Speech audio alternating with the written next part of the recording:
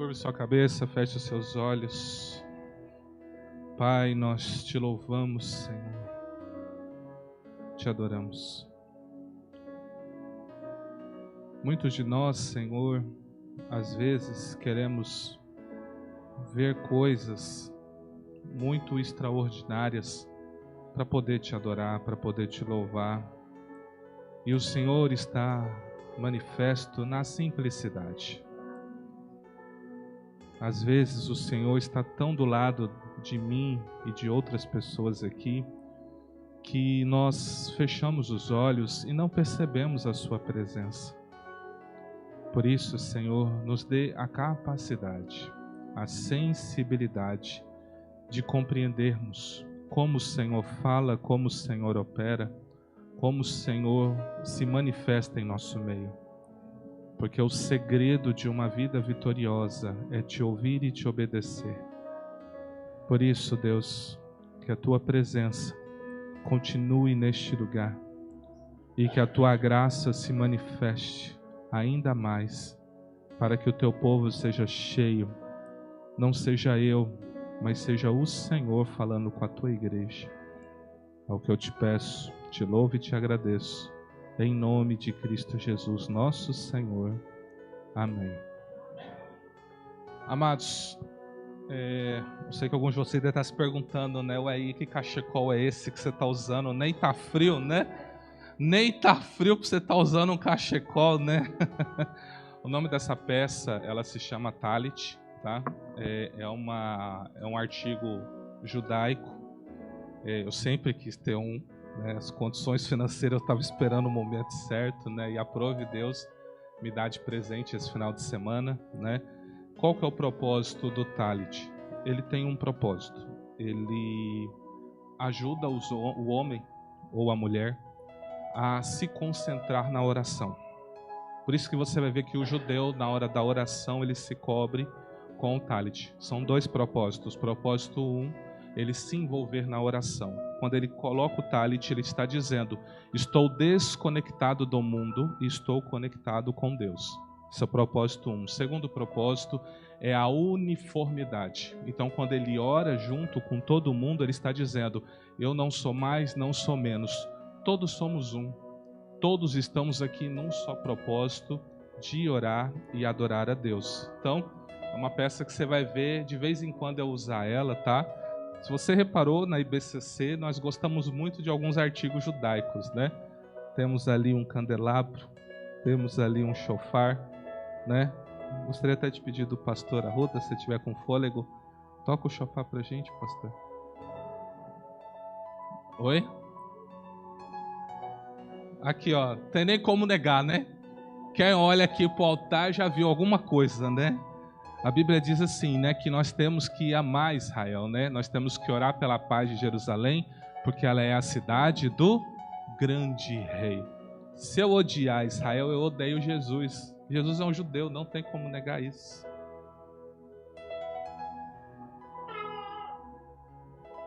Vamos lá, pastor.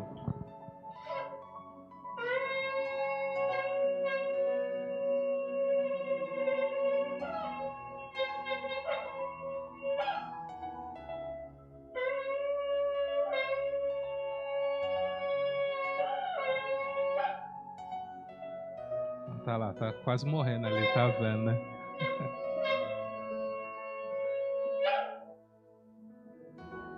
Esse é o som que você vai ouvir quando Jesus arrebatar a igreja, tá? Então você tem que estar com o ouvido afinadinho, tá? Esse é o som que vai ser tocado. Se você souber esse som, a hora que você ouvir tocando, você fala: e agora? É a volta de Jesus ou tem alguma igreja aqui perto aqui? O que que é? Tá? Só para você, vou contextualizar algo. Ah, Jesus usava isso aqui? Jesus usava isso aqui. Tem um texto que diz que havia uma mulher com fluxo de sangue e ela dizia: se eu tão somente tocar nele, na orla do seu manto, eu serei curada. Aqui, ó. É isso aqui que ela tocou. Bem nessa pontinha aqui que ela tocou. Essa é a orla do manto de Jesus. Você entendeu? É só para contextualizar. A Bíblia tem que ser vista e vivida. O povo não vai para Israel para ver como funciona? Então, se a gente ainda não tem condição de ir lá, vamos trazer um pouco daqui para você entender como funciona, amém? Tá? Mas por que eu estou fazendo isso? Nós vamos virar judaizante de forma alguma. Cristo nos libertou, graças a Deus. Mas existe uma mensagem nisso aqui. Isso aqui é um manto de oração. A igreja tem que ser uma igreja que ora. O povo de Deus tem que ser um povo que ora. Então, toda vez que você vê eu carregando isso aqui, lembra de uma coisa: eu tenho que orar. Se você vê eu andando na igreja com isso aqui, ou ajoelhado, coberto com isso aqui, lembre-se, tenho que orar. Porque se eu sou um dos anjos dessa igreja, eu tenho uma mensagem para você. Você precisa ter uma vida com Deus. Você precisa ter uma vida de oração. Não só de palavras, mas de atitudes.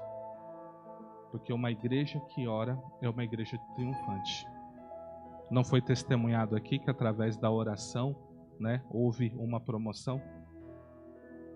Então temos que ser um povo que ama a oração. Amém? Amados, quero trazer, não sei se vocês lembram, eu estava contextualizando, eu estava trazendo um bojo de palavras para vocês, onde nós falamos sobre o Deus que se revela, nós falamos da Bíblia, e agora eu quero trazer para você, em um breve espaço de tempo, um panorama bíblico. Se você é uma pessoa que não conhece as histórias da Bíblia, se você é uma pessoa que não conseguiu ainda ler a Bíblia, eu quero trazer alguns fatos importantes de Gênesis a Apocalipse para te contextualizar. Então, pegue bem, ouça bem, que você vai aprender bastante coisa esta noite, amém? Diz assim o texto, Salmos 145, do 3 ao 6. Grande é o Senhor e digno de ser louvado, sua grandeza não tem limites. Uma geração contará a outra a grandiosidade dos teus feitos. Eles anunciarão os teus atos poderosos, proclamarão o glorioso esplendor da tua majestade e meditarei nas maravilhas que fazes. Anunciarão o poder dos teus feitos temíveis e eu falarei das tuas grandes obras. Isaías 46, do 9 ao 10. Lembrai-vos das coisas passadas desde a antiguidade, que eu sou Deus e não há outro Deus. Não há outro semelhante a mim, que anuncie o fim desde o princípio, e desde a antiguidade as coisas que ainda não sucederam, que digo, o meu conselho será firme e farei toda a minha vontade. O que esses textos estão falando? Não tem como eu fugir de tudo que Deus fala através da sua palavra. Nós precisamos ser um povo alicerçado na palavra de Deus. A pergunta é, quem garante que tudo que nós estamos fazendo aqui é correto? Ou que é agradável a Deus? Só a palavra de Deus vai me dar essa garantia. Somente ela vai me dar essa garantia. Ainda que venha uma revelação, ainda que apareça um anjo trazendo uma mensagem, que vai espantar a todos nós, se estiver contrário à palavra de Deus, eu devo ignorar. Paulo diz o seguinte, seja maldito, seja amaldiçoado quem trouxer algo diferente do que já está disposto. Então nós temos que olhar na Bíblia tudo que ela fala. Esses dias a gente estava até discutindo com um grupo essa questão, a Bíblia é ou não é a palavra de Deus? Porque existem pessoas que falam o seguinte, a Bíblia, ela não é a palavra de Deus. A Bíblia contém a palavra de Deus, porque ela vai mostrar pecados de pessoas. Isso não é um ato de Deus. Ora, mas se Deus deixou um pecado lá para eu ver, Ele tem uma mensagem para mim. Ele está dizendo, não faça isso, que isso me desagrada. Então, com aquela mensagem eu entendo. Ora, eu sei o que agrada a Deus, então eu farei o que agrada a Deus. E eu sei o que não agrada a Deus, então eu não farei o que desagrada a Deus. Quantos são os mandamentos de Deus? 10? Todo mundo concorda que é 10? Então, se eu disser para você que é 613, está duvidando? Pesquisa agora no Google aí. São 613 mandamentos, preceitos, ordenanças, juízos. dos quais, se eu não estiver equivocado, uns 360 proibitivo e uns 200 e alguma coisa são permitidos. O que significa? Deus, ele manda fazer e ele manda não fazer. Então ele vai dizer o seguinte: faça isso, mandamento permitido. Ele vai dizer assim, ó, não faça isso, proibitivo, 613. Por isso que Paulo vai dizer que quem erra em um, erra em... Então, quem daria conta de cumprir 613 mandamentos? Jesus cumpriu. Aí há uma promessa. Quem cumprisse os 613 mandamentos, viveria por eles. Ainda que morresse, ressuscitaria.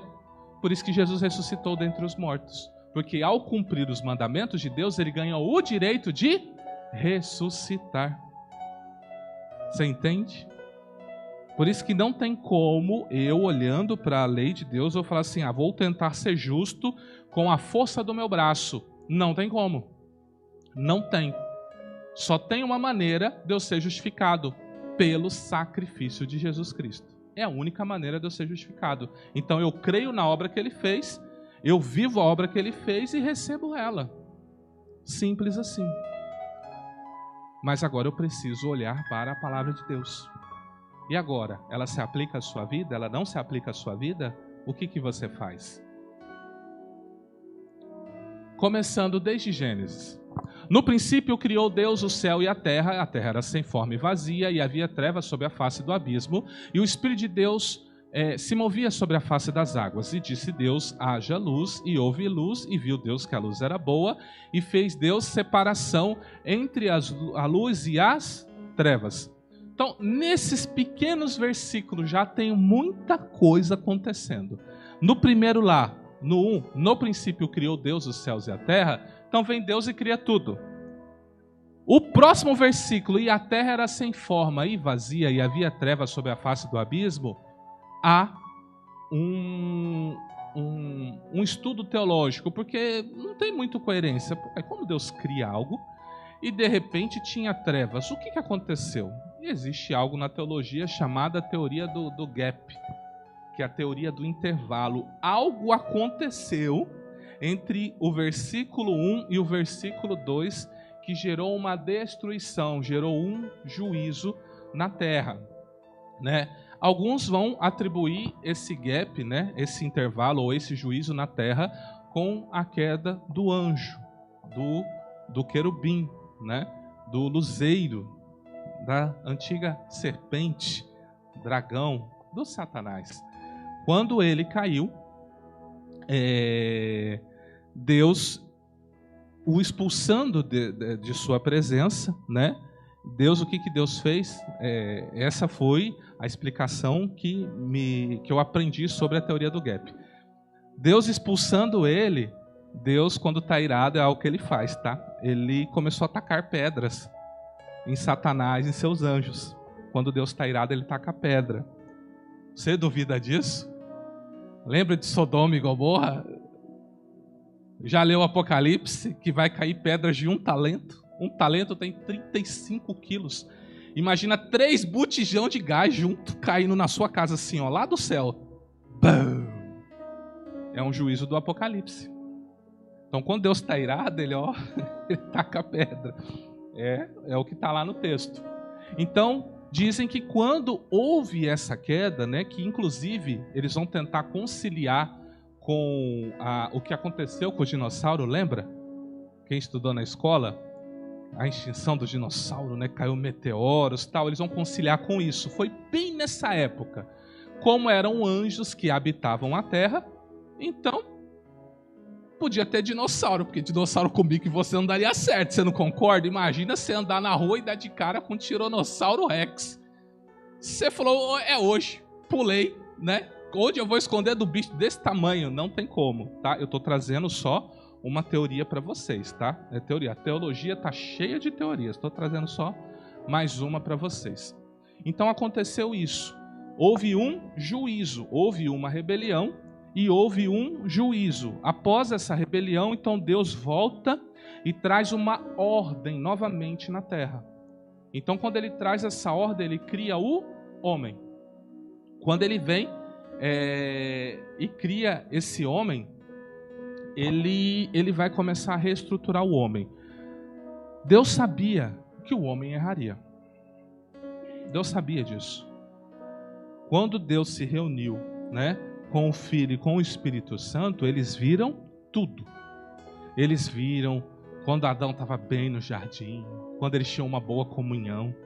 Eles viram quando Satanás chegou sorrateiramente lá para enganar. Eles viram um homem, né, olhando para aquele fruto assim, falou: e agora, eu como, não como, né? E aí, você sabe, né, que o Adão, ele poderia ter falado para Eva: Eva, Deus disse para nós não comermos. Mas o Adão comeu, você não concorda? O Adão comeu. Por que o Adão comeu?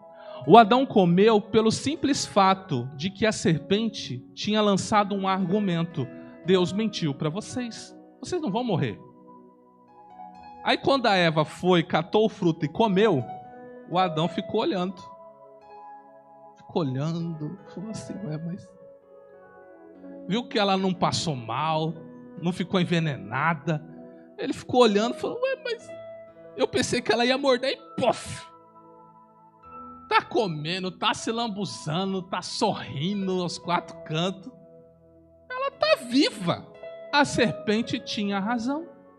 Aí ela chegou e falou: isso aqui é muito bom. Eu falei: dá esse negócio aqui. Aí ele come, os olhos se abrem. Aí eles veem a besteira que eles fizeram.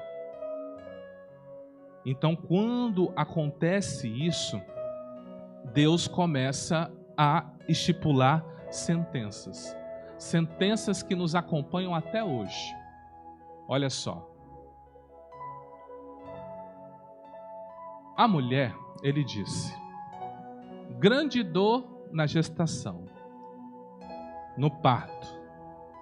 Aqui vem a parte que as mulheres não gostam, né? Sujeição ao marido, ao homem, maldição na terra, de forma geral. A terra produzirá coisas ruins, espinhos e cardos, e ele vai comer com dor e com suor. Com dor e com suor. São maldições. Então, assim, se você se sujeita ao seu marido, mesmo você não querendo, isso é uma maldição. Deus não planejou que fosse dessa forma. Você entende? Mas alguém criou uma situação complicada que gerou toda uma consequência. Da mesma forma que quando Adão comeu, ele gerou um problema para todos nós. Com dor e com suor. Então eles tinham uma bênção de Deus. Eles comiam sem dor e sem suor. Quem assistiu o seminário que a gente aplicou aqui, sabe que a gente tratou muito bem desse assunto. Então isso são maldições que foram vinculados. É por isso que você sofre no seu trabalho. É por isso que às vezes você tem uma labuta muito grande no seu trabalho. E aí Deus dá mecanismos para você que tem uma aliança com Ele em Cristo Jesus para vencer isso. Porque a Bíblia diz que Cristo se fez maldição na cruz. Então Ele vai dar mecanismos. Qual é o mecanismo? Uma obediência, fidelidade nas coisas que Deus te entrega, respeito a autoridades. Não estou falando só pastores, estou falando a todo tipo de autoridade que Deus coloca na sua vida. Pai, mãe, o chefe, o prefeito, o governador, o presidente. Então, quando você aplica esses princípios, Deus faz com que essa dor e esse suor não entre na sua vida. Não tem pessoas aqui, né? Você tem pessoas que você conhece, né? Que chega em casa, tá quebrado, tá moído, né? Assim que fala: nossa, hoje o dia foi muito difícil, né? E não quer fazer mais nada. Mas tem pessoa que chega: nossa, né? Que dia, nem viu o dia passar, né? Foi tão bom e ainda quer sair, quer ir pro cinema, quer não sei para onde. Mas ontem tem energia, fala, é a bênção de Deus na vida da pessoa. Você entende? Então são maneiras que Deus nos deu para vencer. E como eu sei que isso? Eu preciso estudar a palavra de Deus. Eu preciso ler a palavra de Deus. Eu preciso compreender o que está por detrás dela. Então, à medida que a humanidade foi crescendo, ela continuou se pervertendo. E aí aconteceu algo muito terrível. Muito terrível. Diz o texto que os filhos dos homens viram, os filhos de Deus viram que as filhas dos homens eram muito bonitas e tomaram para si mulheres. Existe um debate teológico sobre isso. Vão dizer que eram os filhos de Caim, que eram os filhos dos homens, e outros vão dizer que eram os filhos de Sete, que eram os filhos de Deus. Mas a maioria vai falar o seguinte: olha, temos dificuldade de acreditar nisso, por quê? Porque a mesma palavra aplicada para filhos de Deus é a mesma usada lá em Jó para reunião celestial, quando Satanás aparece. É a mesma palavra. Para se referir o quê? A anjos. E aí, essa união entre homens e mulheres gerou gigantes. Você já leu sobre cultura grega? Ou você já ouviu falar sobre cultura grega? Você vai ver que a cultura grega tem personagens, né? Tem Zeus, tem Afrodite, né? Aí vem os filhos deles, né? Que é o Hércules, né? Perseu, né? Tem um grupo lá. Então, quem são esses homens de renome? Esses filhos dos gigantes. Acredite se quiser. A Bíblia chama eles de os valentes da sua época. Eles faziam coisas extraordinárias. Se você começar a pesquisar, você vai ver que tem coisas assim. Como foi feita as pirâmides do Egito? Como foi feita aquelas pedras, né? Como que é o nome daquela? Tem uma ilha, tem umas cabeçonas lá. E agora eles desenterrou e viu que para dentro da terra ainda tem mais estátua dentro ainda, que eles achou que era só a cabeça. Existe um corpo inteiro. A Ilha de Páscoa. Você entende? Aquelas pedras satânicas lá do Stonehenge lá. Que o povo vai lá para fazer ritual satânico. Você entende?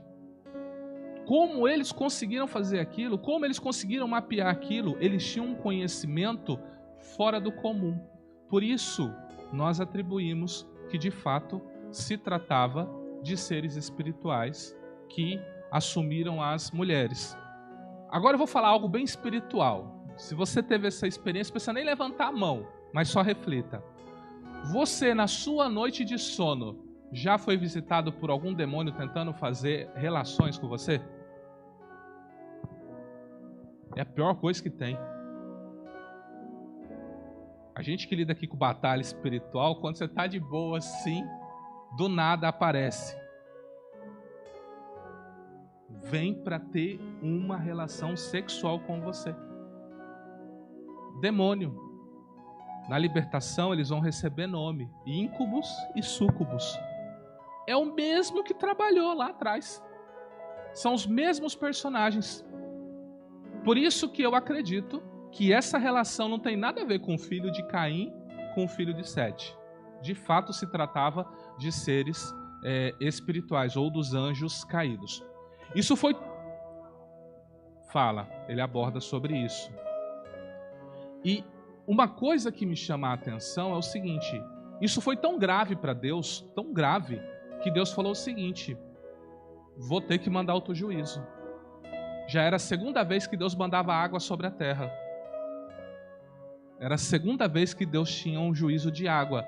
O que nós lemos lá na teoria do Gap lá? Do 1 ao 2?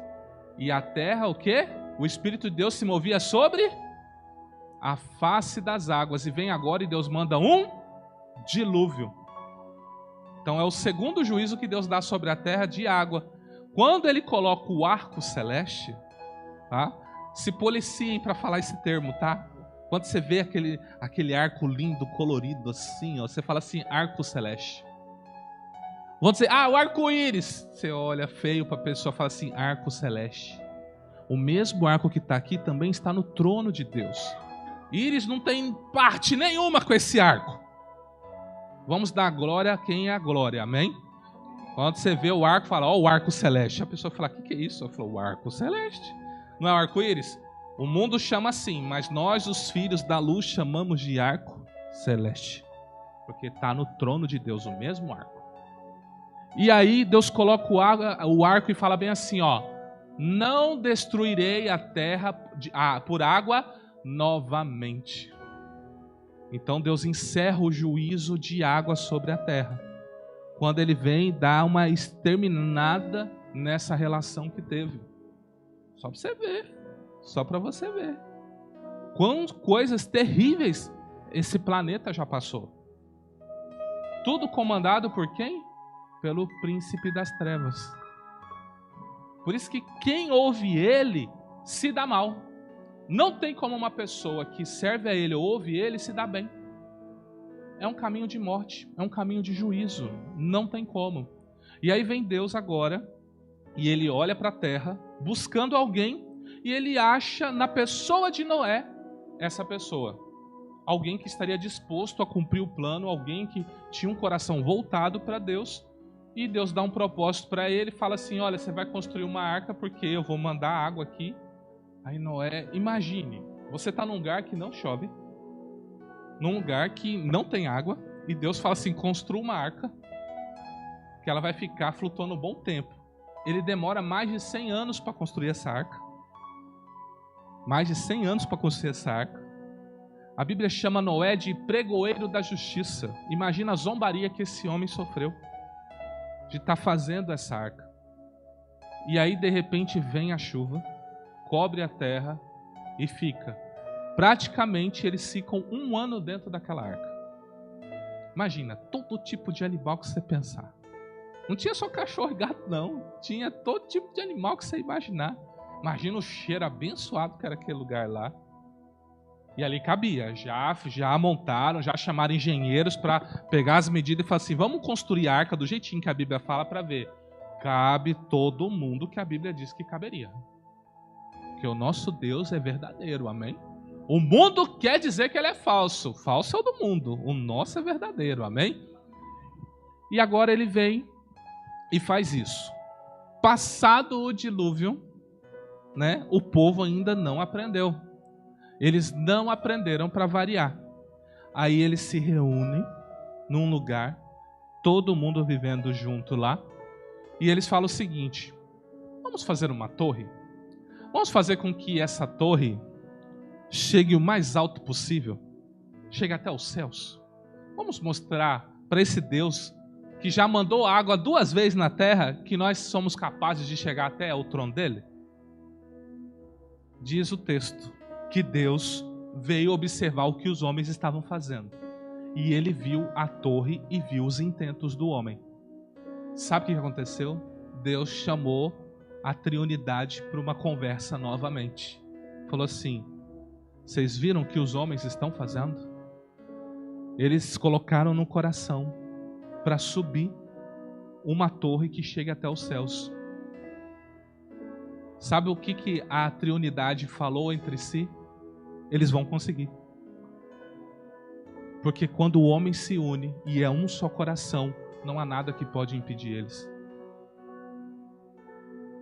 Vamos descer, vamos confundir, vamos dar novas línguas e que cada um se espalhe. Por que Jesus orou em João 17, Pai, que eles sejam um, como nós somos um? Porque na unidade ninguém segura, ninguém derruba uma unidade, principalmente a unidade da igreja. Quando a igreja não quer um ser maior que o outro, um melhor que o outro, eu trabalho em prol do seu melhor, você trabalha em prol do meu melhor, todos nós crescemos e não há ninguém que pode nos impedir.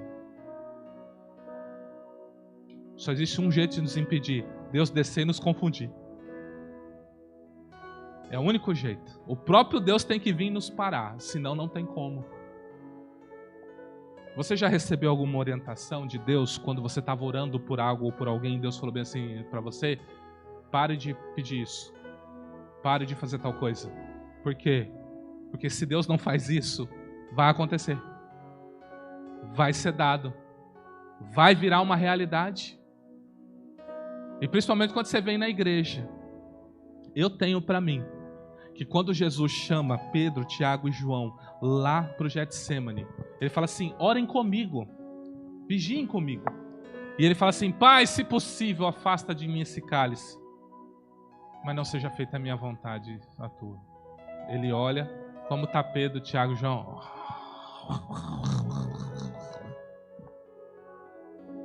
Roncando.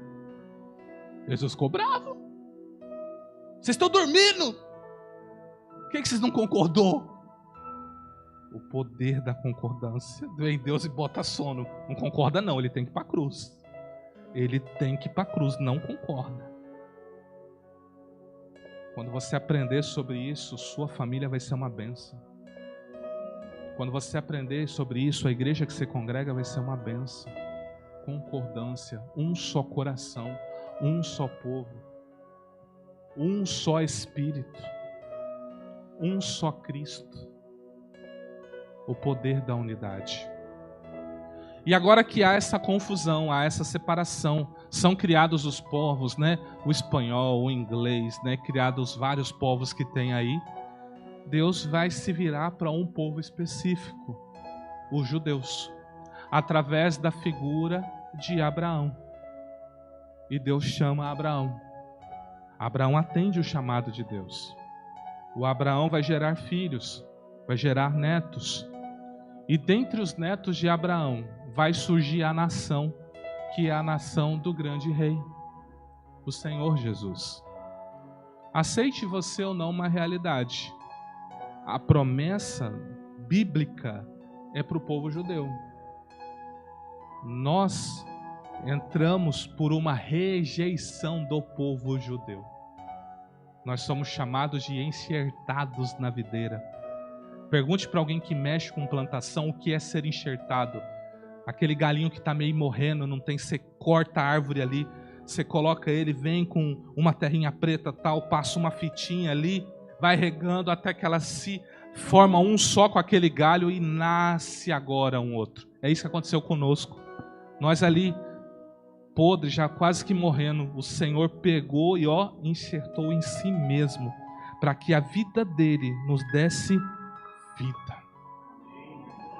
Então o Senhor faz isso. E agora vem os filhos de Israel. 12 tribos, né? E eles começam a crescer. Nisso que eles vão crescendo, há uma grande seca no mundo. E eles começam a trabalhar. Antes de ter essa seca, Deus vendo essa seca e querendo preservar o povo da aliança, Deus pega uma pessoa jovem e manda com antecedência para o Egito, o José. E o José vai para o Egito. Não foi com as melhores condições, não foi na melhor das situações. Na verdade, ele sofreu muito, mas muito, tá? Sofreu muito. Mas qual é o preço de governar o mundo inteiro? Porque o Egito é o que os Estados Unidos é hoje. Ou que uma China é em muitos lugares. Então qual é o peso de ser você a pessoa da caneta e mandar em bilhões de pessoas? O peso é grande. Às vezes você quer estar em altos lugares, mas não está disposto a pagar o preço. Como Deus vai te levar a altos lugares se você não está disposto a pagar preço?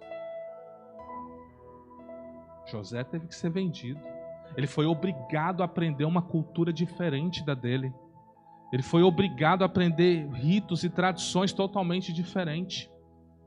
Tanto é que depois ele nem foi reconhecido como uma das tribos. Os filhos deles é que herdaram essa posição. E ele vai a uma seca, e com essa seca Deus consegue reaproximar o Jacó do José e traz todo o povo para habitar lá, mais ou menos 75 pessoas. E dessas 75, em 400 anos, virou quase 2 milhões de pessoas. O povo trabalhava, né? Eles levaram a sério crescer e multiplicar, e eles levaram muito a sério essa ordem de Deus em Gênesis. 400 anos, pular de 75, 76 para 2 milhões de pessoas, não tinha descanso nem de dia nem de noite. Você não concorda comigo? Eles trabalharam bem e cresceram. Sabe o que é mais interessante de tudo isso? Antes do povo ir para o Egito, antes deles passarem 400 anos lá e antes deles irem para a servidão, Deus vem para Abraão e diz: o povo vai ser forasteiro, vai ser peregrino em terra alheia. Vão ser escravizados, mas eles vão sair de lá e vão sair muito ricos. 400 anos antes de tudo acontecer, Deus já tinha alertado Abraão: vai acontecer isso. Mas fique tranquilo, Abraão. Fique tranquilo. Eu vou me lembrar de você. E eu vou tirar esse povo de lá e ainda vou dar muitas riquezas para eles. Tá bom? Então Deus fez assim. Ou seja, Deus, Ele te alerta com muita antecedência, se você estiver aberto para Ele. Se você estiver aberto para o Senhor, Ele vai te alertar com muita antecedência dos acontecimentos. E agora que o povo está lá, clamando um libertador, Deus levanta a pessoa de Moisés, que foi um hebreu, que viveu 40 anos no Egito. Ele, por se compadecer do povo hebreu, ele fugiu, né? Ele matou uma pessoa e fugiu, e passou mais 40 anos no deserto, ou seja, ele aprendeu a cultura do Egito, e depois ele foi aprender a cultura do deserto. Por quê? Porque Deus, na sua onisciência, viu que Moisés ia ficar 40 anos no deserto. Então o que Deus fez? Deu 40 anos de treinamento para ele no deserto. E agora que ele está diante de Faraó, Deus vai iniciar uma das maiores batalhas espirituais do Antigo Testamento. Já que o Egito era a maior nação e o povo de Deus estava escravizado pelo Egito, eu não sei se você sabe, mas o Egito é uma tipologia do mundo. Por isso que o texto vai dizer: não volte para o Egito. Isso é uma tipologia do mundo. Então o que Deus está dizendo? Nós que somos povo de Deus, que fomos tirados do mundo, inseridos no reino de Deus, eu não devo voltar para o mundo ou o Egito. Eu tenho que ficar firme em Deus. E o que Deus fez? Deus começou a destronar força por força, principado por principado, potestade por potestade. Deus aniquilou, humilhou, pisou literalmente neles. Então todas as pragas do Egito, saibam, foi um ser espiritual que regia o povo de Israel no Egito sendo destronado. É a mesma coisa que acontece na sua vida ou no seu lar. Às vezes, a sua família tem um histórico. Todo mundo morre de câncer. Aí chegou você. Você vai no médico e fala: tem um caroço. Aonde? Exatamente aonde aparece o caroço em todo mundo da sua família que morre naquele lugar. Então o que você tem que fazer? Entrar numa batalha espiritual. Você tem que acabar com isso. Tem que dar um fim nisso. E não pode deixar isso prosseguir. Ou você não conhece a história de pessoas que um morreu de cirrose, o outro morreu de cirrose, o outro morreu de cirrose, o outro morreu de problema do pulmão, outro de pulmão, outro de coração, coração, coração. Não é assim? Ah, o vô dele foi assim, o pai dele foi assim. Aí todo mundo já olha para ele assim: pode contar no dedo, você é o próximo. Como que essa pessoa se livra? Somente através de Cristo Jesus. Então aqui, para você entender, se você entende essa batalha que Deus travou, você entende que esse Deus quer te libertar. Ele não quer que você tenha a mesma sentença que os seus antepassados. E se Ele está te trazendo Cristo Jesus, é porque Ele está te chamando para uma liberdade. Amém? Ou seja, se a sua família até você foi pobre, então Deus está te chamando para riqueza. Se a sua família foi uma família que sempre viveu escravo de dívidas, Ele está te chamando para prosperidade. Se a sua família foi uma família de ateus que não creu, Ele está te chamando para uma vida plena no Espírito. Você tem que ser a diferença. Amém? E agora que eles saem do Egito, eles vão caminhar no deserto, Deus vai começar a fazer coisas assombrosas no meio deles. Eles vão ter durante o dia uma nuvem. Você já parou para pensar? Aqui em Cuiabá, você no centro de Cuiabá. Imagine que não tem árvore, não tem nada. Não tem nada. Desce você no centro. Quando você desce do ônibus, puf, pousa uma nuvem na sua cabeça. E você anda. Aí você entra lá na loja que você tem que resolver, a nuvem fica paradinha na porta. Aí você fala, Deus, que loja eu tenho que ir? Aí a nuvem já começa a apontar para uma loja. Aí você fala, é para aquela lá que eu tenho que ir. E você vai acompanhando a nuvem. Aí chega a noite, aquele frio. Não tem coberta, não tem nada. Aquela nuvem vira uma baita de uma fogueira para você. Só para te aquecer. Não tinham o que comer. Deus manda o maná. Reclamaram que não tinha picanha. Deus manda umas codorninhas ali para eles ali. Reclamava que não tinha água. Da rocha saía água. Esse povo viveu tanta coisa, que a Bíblia chega a falar o seguinte: eles foram tão duros com Deus e com o Espírito Santo que o próprio Espírito Santo não queria nem mais conversa com eles. Chegou ao ponto de Deus entrar em um embate com Moisés. A ponto de Moisés estar orando a Deus, falando, Deus vai conosco. Deus falou, não vou. Deus vai conosco, não vou. Ué, Deus, o senhor não vai? O que o povo vai dizer? A gente saiu do Egito para o senhor nos matar no deserto. Falou, faz o seguinte, eu não vou, mas o meu anjo vai. Meu anjo vai estar com vocês. Eu com vocês? Não vou não. Tá no texto bíblico. Já imaginou Deus falar isso para você? Não vou com você não. Mas pode deixar, vou mandar o anjo aí, mas eu tô meio chateado com você. Quero ver sua cara por uns 30 anos, tá? O anjo vai estar com você nesses 30 anos, fica tranquilo. Já imaginou isso aí? Pastor, eu não consigo ver essa possibilidade. Olha o texto, olha o que um texto bíblico diz. E Deus amou a Jacó e odiou a Esaú. Já imaginou Deus falar de você? Amei fulano e te odiei. Sério isso, não é? Mas não você fazer algo tão terrível a ponto de Deus olhar para você e falar assim, te odeio. É terrível isso, né? E eu não quero o ódio de Deus, não. Eu quero o amor dele revelado em Cristo Jesus, amém? Existe uma graça, um favor e um perdão dele, amém? Então Deus faz essas coisas novas, né? E ele vai criar uma lei, os 10 mandamentos. E esses 10 mandamentos vão se desdobrar nesses 613 que eu falei para você. Vai virar tudo isso aí, tá? Então Deus vem, ele fala. Você tem que entender o seguinte: quando Deus está dando os 10 mandamentos, ele está falando com todo o povo hebreu. Ele não está falando só com Moisés. Ele está lá do monte, né? Deus cria 3 níveis. Tem o cume do monte, onde só Moisés pode ir. Tem o meio do monte, aonde vem Arão e os sacerdotes. E tem o pé do monte, que é onde está o povo.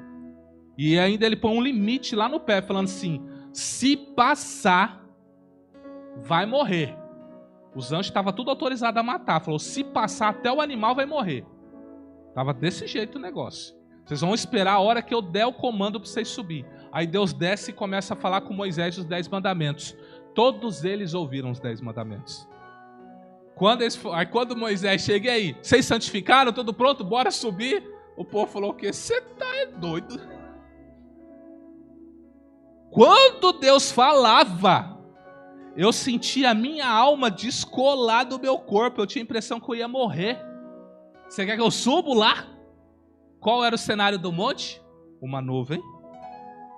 O monte pegando fogo. Raios e raios e raios e raios e raios. Trovão, trovão, trovão, trovão, trovão, trovão, trovão, trovão. E Moisés fala, é pra gente ir pra lá. O povo olhou e falou, tá bom que eu vou pra lá. Você tá doido. Aí o povo dá uma palavra falando assim, olha Moisés, é melhor que vá você. Deus é muito grande para nós estar lá no meio deles. Quem de nós vai sobreviver diante de Deus? Não vai você, você fala por nós. Assim surgiram a figura de um único sacerdote, porque o povo delegou para uma pessoa. E aí Deus fala assim para Moisés, o que o povo está falando é muito bom. Eu concordo com o que o povo está falando, é bom. Quem dera se o coração deles fossem comigo assim sempre. Fossem tementes a mim sempre. Só foi temente porque olhou e falou assim, se nós subir, nós morremos. Por isso falou, não Deus, não. E por isso Deus falou, tudo bem, vocês fiquem aí, eu falo com Moisés. E aí Moisés sobe lá, fica lá, né? 40 dias lá. Deus fala assim, tá tendo problema lá embaixo. Tá tendo problema. E aí Moisés desce dá de cara com um bezerro de ouro. Moisés vira para Arão falando assim, ô camarada, o que aconteceu aqui? Ah, o povo pediu para fazer algo, eu joguei, ó o que Arão vai falar. Eu joguei o ouro dentro do buril e saiu esse bezerro. Então eu tenho duas hipóteses. Ou ele foi muito sem vergonha, Arão, e mentiu na cara dura de Moisés, ou havia ainda uma influência maligna muito forte, a ponto de formar o bezerro de ouro para trazer para o povo de Israel e falar assim, ó, esse é o Deus de vocês. São as duas hipóteses. E aí o povo está lá, adorando. Vem Moisés, quebra os mandamentos, sobe, fica mais 40 dias. E aí o povo começa a andar e vai murmurando, vai reclamando, vendo tudo isso que eu te falei. Todas essas manifestações. Você não queria ver uma dessas? Às vezes você está há quanto tempo na fé e você nunca viu um anjo, né? Nunca viu uma revelação. O povo viu o trem assim, ó, a torta e a direito na frente deles e mesmo assim eles não queriam estar, né? E agora eles chegam diante da terra prometida. E aí vem Moisés junto com o pessoal e fala o seguinte, gente, essa é a terra, né, que o Senhor nos deu. Para que vocês saibam que Deus falou a verdade, nós vamos mandar 12 pessoas para ir lá e ver essa terra. Tudo bem? Tudo bem. Eles foram. Quando eles chegam lá, eles passam 40 dias lá, espiando a terra. Se não me engano, 39 dias, espiando a terra. E eles voltam. Eles voltam com cachos de uva, aonde 2 homens não dão conta de carregar. Imagina, cacho de uva que 2 homens não dão conta de carregar. Eles falaram, gente, tudo que Deus falou é verdade. Deus só omitiu um fato para nós. A terra tem gigante. E se nós for lá, nós morremos. E aí levanta-se 2 pessoas no meio dos 12. O Caleb e o Josué. Não, a terra é boa. Nós vamos entrar e nós vamos matar esse gigante. Nós vamos comer esse gigante, literalmente. Nós vamos passar por cima deles. O povo, não. Vão diante de Deus. Deus fala, vem cá. Vocês viram tudo que eu fiz com vocês. E mesmo assim vocês preferiram crer que eu sou um mentiroso. Por isso, o tempo que vocês passaram espiando a terra é o tempo que vocês vão rodear o deserto. Então o povo ficou esses 40 anos dando voltas. Aí Deus falou o seguinte, de 20 anos para baixo vai entrar na terra, o resto para cima vai ser tudo enterrado no deserto. Então todo o povo que dos 12 espias que voltaram, que tinha 21, foi enterrado no deserto. Enquanto não foi enterrado o último, Deus não mandou entrar. Olha o problema quando Deus está te dando uma terra de conquista e você retrocede no último minuto. Deus às vezes pode fazer você, rodear. Você não teve essa sensação que parece que você está rodeando 10 anos numa mesma coisa e você não sai do lugar? Às vezes você estava na beira de conquistar um negócio e você, não dá, não é para mim. Deus falou, por causa disso, você vai dar 10 anos de voltinha aí agora. Isso aconteceu com o povo de Israel, não vai acontecer com você? E agora que passou esse tempo, veio uma nova geração. Sabe o Caleb? Caleb agora está com uns 80 anos. Quantos anos Caleb está?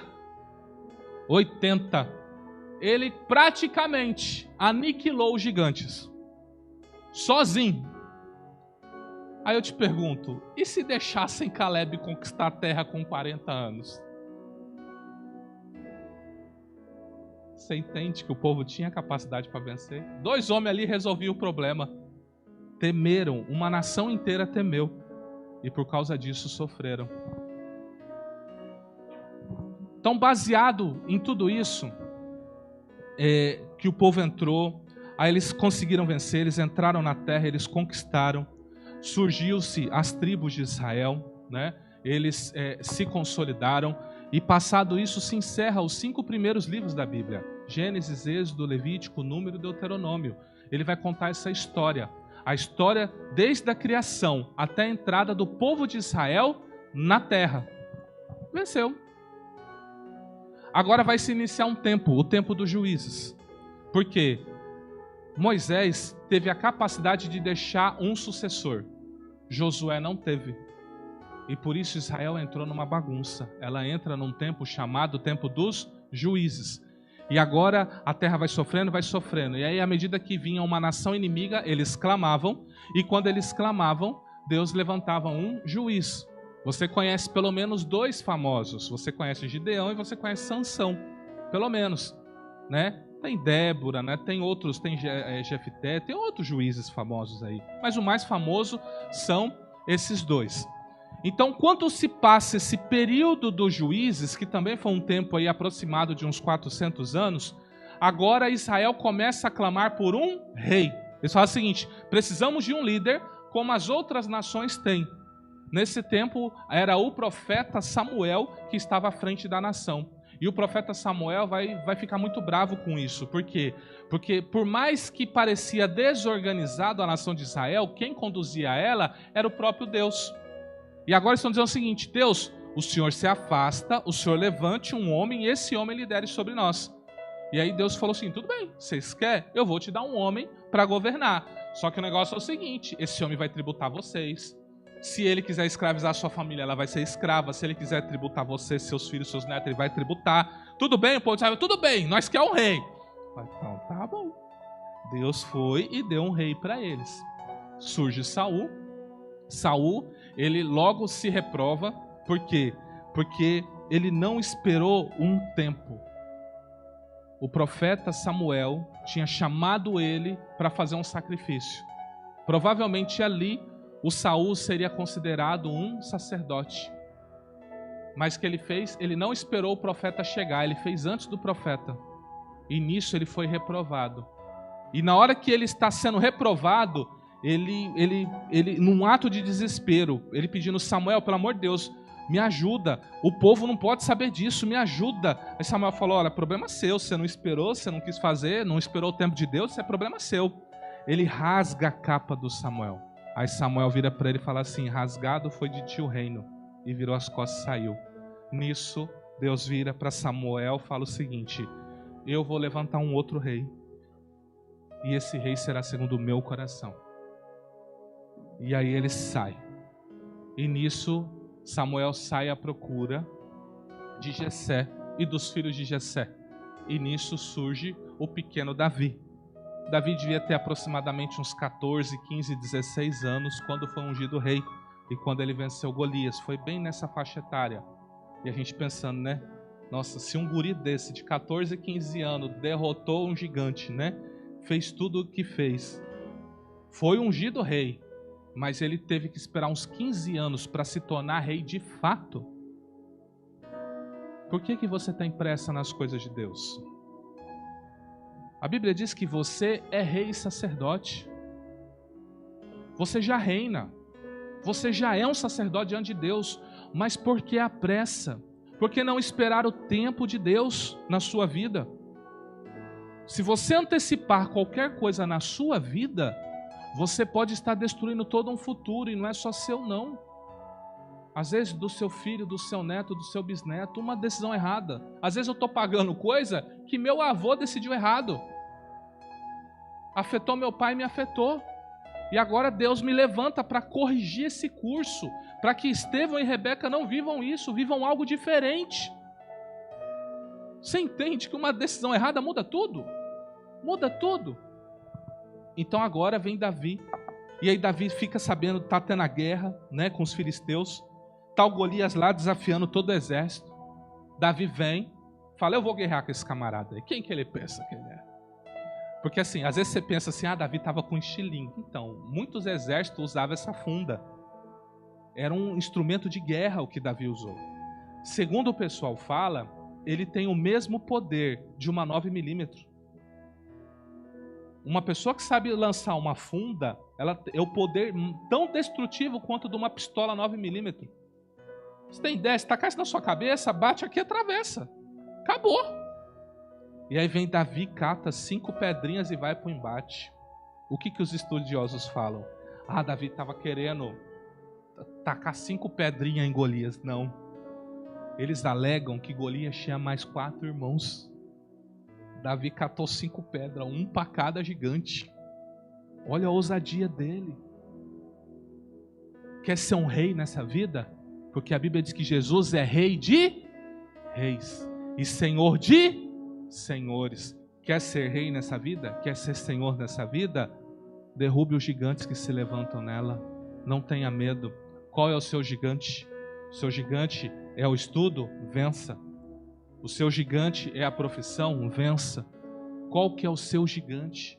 Enfrente e vença. Você já foi ungido para vencer. Não deixe Satanás vir para você e falar: você não consegue, você não dá conta. Não deixe. Você foi ungido para vencer, amém? Então vem Davi agora, guerreia, e Deus põe no coração dele agora que ele vira rei, para ele construir um templo para o Senhor. E Davi vai, começa a levantar dinheiro para construir. Todas as guerras que Davi fez foi para levantar dinheiro para o templo, tá? Coloca isso na sua cabeça. As guerras que Davi fez foi para levantar custos. Porque o vencedor da guerra pegava o espólio. Então ele pegava o espólio e separava para o templo. E aí vem Salomão, filho dele, e Deus fala assim: você, Davi, não vai construir, porque você fez muita guerra, tem muito sangue, você matou muita gente. Quem vai fazer isso vai ser seu filho. Então veio Salomão. Ele faz uma oração a Deus, né? Salomão aprendeu o princípio de receber grandes vitórias de Deus. Ele fez um baita de um churrasco. Quando eu falo churrasco, é uma baita de uma oferta. Ele ofereceu mais de 1000 holocaustos. E Deus falou: o que você quer? Por que você me deu tanta oferta assim? Ele falou assim: me dê sabedoria, Deus. Porque o povo que o Senhor me deu é um povo muito difícil. Eu preciso de sabedoria. Dinheiro a gente se vira, mas me dê sabedoria. Deus fala: só porque você me pediu isso, além da sabedoria, te dou dinheiro. E ele foi um dos homens mais sábios e um dos homens mais ricos da terra. Estima-se que o templo que o Salomão construiu custou 1,2 trilhões de reais. Equivale a mais ou menos aí quase uns 10 meses da arrecadação da União. Imagina, 1 ano de arrecadação do Brasil só para construir o templo. Só o templo, ele está falando só do templo. Imagina o que ele tinha. Ele tinha muita coisa. E agora Salomão vem, aí ele começa, por causa da sabedoria dele, ele começa a fazer alianças, aí ele vai e me casa com mais de 1000 mulheres, né? Muitas concubinas, tudo aliança política, tudo aliança, só para ficar amigo. Ele usou uma estratégia de sabedoria: é melhor eu ter o meu inimigo do meu lado do que contra mim. Então ele fez essa aliança, fez esses casamentos, e nisso, por causa disso, os seus filhos começaram a se levantar, começaram a desejar o reino. E aí surge um reino dividido. Israel agora, que antes eram 12 tribos, vai se dividir em 2 reinos. Reino do norte, com 10 tribos, e reino do sul, com pelo menos 2 tribos. E Davi, ou seja, a família de Davi, ela vai governar nessa tribo do sul, que é a tribo de Judá. O que acontece com essas tribos? Qual é o problema desse reino dividido? Praticamente, todos os reis do norte são maus. Todos eles fizeram coisas que Deus odiou. Já do sul, a gente tinha um ou outro que faziam coisas que eram boas, mas tinham também muitos ruins aí, ó, só para você ver como que era. Aqui era antes, né, da divisão, né? Então Davi, quando reinou, e Salomão, quando reinou, era isso aqui, ó. Ele reinava sobre tudo isso. Depois do filho de Salomão, ficou aqui, ó, dividido assim: reino do norte, que chamou Israel e a capital Samaria, e o reino do sul, Judá, com a capital em Jerusalém. E o que acontece? Deus foi espalhando o povo judeu o povo de Israel a tal ponto que hoje o povo está buscando de forma genética identificar essas tribos. Porque basicamente hoje só tem essa tribo aqui, ó. Por isso que se chama judeus. Descendem do povo de Judá. Qual é o problema? Eles não têm convicção quem seria alguém da tribo de Judá. Eles ainda estão buscando alguém dessa tribo para isso. Então eles esperam que a pessoa que aparecer seja o Messias. Olha como é o título de Jesus. Ele é o leão da tribo de Judá. Lembra-se quando o Jacó deu uma bênção sobre o Judá? Ele falou assim, ó, Judá, você é um leãozinho. Então, o que pesa sobre Jesus? Jesus não é o leãozinho, ele é o leão. Ele é o rei. Ele é o que governa.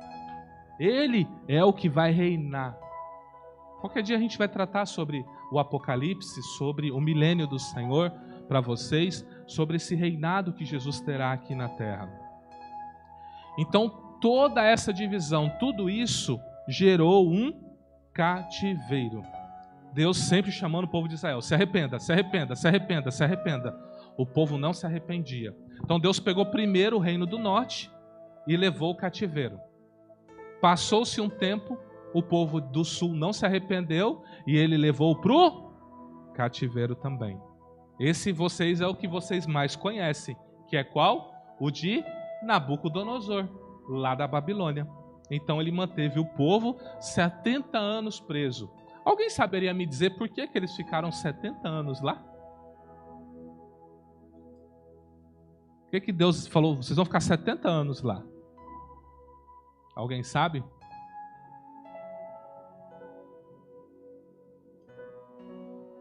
Vou dar uma explicação para você. Quando Deus tira o povo do Egito e ele estabelece as leis, tá? E aqui eu vou encerrar, eu vou continuar com esse panorama em outro momento. O que Deus estabeleceu? Homem, você trabalha 6 dias e descansa 1. Terra, você dará frutos 6 anos e terá 1 ano de descanso. Então Deus estabeleceu o ciclo. O homem tem um ciclo semanal. A terra tem um ciclo a cada 7 anos. E esse ciclo, ele aponta para mim e para você também, tá? Eu já não falei para você que a nossa vida é de ciclos? A cada 7 anos há algo mudando na nossa vida? Por exemplo, eu vou fazer 42 anos que eu estou preocupado. Meu Deus do céu. O que vai acontecer agora? Eu estou numa mudança de ciclo. Então, tá duvidando de mim? Pega a sua vida agora. Pensa a cada 7 anos o que aconteceu. Tem um marco na sua vida. Entre o ano 7 anos, entre o ano 5, 6, 7, 8, aconteceu algo que você não esquece. 14 anos, 12, 13, 14, 15. Lembra? Eu lembro de tudo. Eu trago agora a memória aqui. Entendeu? Tá tudo aqui, tá puf! Tá bem cravado aqui na minha cabeça. Porque são coisas que me marcaram. Porque é assim que Deus trabalha, nesse ciclo. E a terra tem um ciclo também de 7 anos. Então Deus determinou que quando chegasse num ciclo de 7 vezes 7, o ano 49, eles teriam algo chamado de o ano do jubileu. Nesse ano, as dívidas tinham que ser perdoadas. Aqueles que eram escravizados tinham que ser devolvidos. Você entende? Era um ano de remissão, um ano de perdão. Qual foi o problema? Israel nunca praticou isso. Israel nunca guardou o ano sabático. Nunca. Você imagina a injustiça que aconteceu lá. Os escravos não eram soltos, as dívidas não eram perdoadas. Eles nunca praticaram o ano do jubileu. Então o que Deus vai fazer? Deus vai chamar eles para uma conversa. Já que vocês não querem dar descanso para a terra por bem, vai dar descanso por mal. 2 Crônicas 36, 21. Para que se cumprisse a palavra do Senhor pela boca de Jeremias, até que a terra se agradasse dos seus sábados. Todos os dias de assolação repousou, até que os 70 anos se... O que Deus fez para Israel? Não quer dar descanso para a terra? Não quer perdoar a dívida? Não quer seguir em frente? Vai para o cativo. Vou deixar a terra de Israel descansar. O que isso aqui aponta para mim? Todos nós temos que ter ciclo de descanso. Já planejou suas próximas férias? Que praia você vai? Qual é o evento familiar que você vai fazer? E se Deus mandar separar um ano? E aí? Já parou para pensar? Muitas pessoas estão hospitalizadas. Eu digo homens e mulheres. Muitos estão, às vezes, parados em algum lugar porque não se deram descanso. Trabalha, não para. Aí o que o médico fala? Estresse. Ele tem outra coisa para falar. Ele vai falar assim: olha, Deus tá tendo um particular com você, porque você não para. Aprenda a tirar tempo com a família, aprenda a tirar um tempo para você, aprenda a tirar. Deus disse: 6 dias você trabalha, 1 você descansa. Para que trabalhar os 7? Deus ainda prometeu algo extraordinário para eu encerrar. Ele disse o seguinte: quando chegasse o 7º ano, ninguém plantaria nada, ninguém mexeria na terra. É 1 ano de descanso para vocês. Trabalharam 6 anos, vocês vão dar 1 ano de descanso para ela. Aí o povo falou: mas e aí? Como fica? Nós não podemos trabalhar na terra, como fica? Aí Deus falou o seguinte: então, o 7º ano, o 8º ano e metade do 9º ano, a terra vai dar livremente para vocês, sem vocês fazer nada. Quem cumpre o descanso de Deus, prova do favor de Deus. Aquietai-vos e sabei que eu sou. Aprenda a descansar no Senhor, amém? Vamos ficar em pé, vamos encerrar. Depois eu continuo a explanação dessa palavra. Quero fazer uma oração com você. No nome do Senhor Jesus. Pai, aqui estão seus filhos e filhas. E eu sei, Pai, que muitos deles estão atribulados, Senhor, com muitas ocupações, muitos pensamentos. E o Senhor tem mostrado na Tua palavra que às vezes é tempo de parar, é tempo de refletir, é tempo de buscar. Porque o Senhor é Deus que cuida, o Senhor é Deus que guarda, o Senhor é Deus que zela. Por isso eu peço, Pai, que o Senhor possa ser o descanso e alívio da alma dos seus filhos, Senhor. Que o Senhor os abençoe e que o Senhor os ensine a Tua santa palavra. Capacita cada vez mais os ministros que o Senhor delega neste altar para trazer a Tua palavra santa aos seus filhos, Senhor. Pai, nós não queremos pregar algo que agrade, nós queremos pregar algo que edifique, algo que traga uma edificação eterna, para que seus filhos possam estar apresentáveis diante do Senhor naquele dia. Pai, muito obrigado.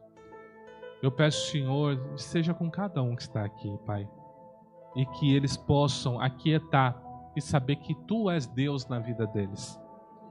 Nós os abençoamos no santo e poderoso nome de Jesus. E se você crê, aplauda Jesus Cristo. Amém?